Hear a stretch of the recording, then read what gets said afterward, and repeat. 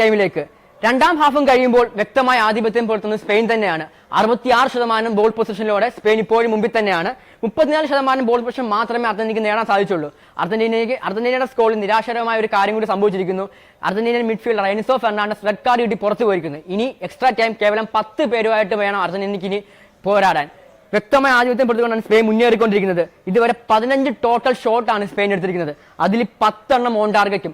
ഭാഗ്യവശാൽ ആ 10 മാർട്ടിനസിന് സേവ് ചെയ്യാൻ കഴിഞ്ഞു. ഒരു പക്ഷേ സേവ് ചെയ്യാൻ പറ്റിയില്ലായിരുന്നെങ്കിൽ ഈ 90 മിനിറ്റ് തന്നെ കളി അവസാനിച്ചേനെ. രണ്ടാമത്തെ കിരീടം ചൂടി സ്പെയിന് കിട്ടിയേനെ. ഇപ്പോൾ നിലവിൽ നമ്മൾ സ്റ്റാറ്റ് പരിശോധിക്കുകയാണെങ്കിൽ ഒരു ഷോട്ട് പോലും അർജന്റീനയ്ക്ക് എടുക്കാൻ പറ്റിയിട്ടില്ല. ഡിഫൻഡിങ് ചാമ്പ്യൻ ഒരു ഷോട്ടിൽ എടുക്കാൻ പറ്റില്ല. ഒരു ബിഗ് ചാൻസസ് പോലും അർജന്റീന ക്രിയേറ്റ് ചെയ്തിട്ടില്ല. ആകെ നേടിയ ഒറ്റ കോർണർ കിക്ക് മാത്രം. സ്റ്റാറ്റിൽ മുമ്പിൽ നിൽക്കുന്ന ഫൗളാണെങ്കിൽ മാത്രമേ ഉള്ളൂ. 19 ഫൗളാണ് അർജന്റീന ആകെ ചെയ്തത്. പിന്നീട് നമ്മൾ നോക്കുകയാണെങ്കിൽ 5 യെല്ലോ കാർഡും ഒരു റെഡ് കാർഡുമായിട്ട് അർജന്റീനയുടെ 5 താരങ്ങൾ 5 യെല്ലോ കാർഡ് ഇട്ടിട്ടുണ്ട്.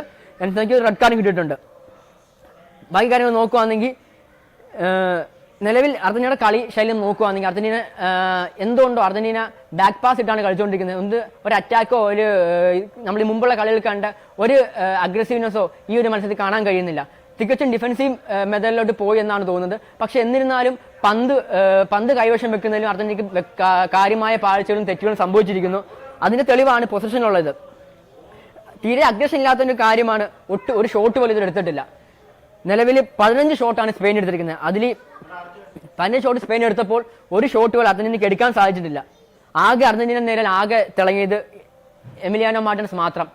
എമിലിയാനോ മാർട്ടിനസ് ആണ് അർജന്റീനയുടെ കാവൽക്കാരനായിട്ട് ഇപ്പോഴും ആ ഗോൾ പോസ്റ്റ് ചെയ്യുന്നത്. അദ്ദേഹം ഉള്ളതുകൊണ്ട് അദ്ദേഹത്തിന്റെ കളിമികവിലാണ് ഇപ്പോൾ എക്സ്ട്രാ ടൈമിലേക്ക് കളി നീണ്ടിരിക്കുന്നത്. എക്സ്ട്രാ ടൈമിൽ വെറും 10 പേര് മാത്രമായിട്ടാണ് ഇരിക്കുന്നത് കളി ആരംഭിച്ചിരിക്കുന്നത്. ഇനി എക്സ്ട്രാ ടൈമിൽ എന്തൊക്കെ മാറ്റങ്ങൾ ആണ് ഇനി സംഭവിക്കാൻ പോകുന്നത് നമുക്ക്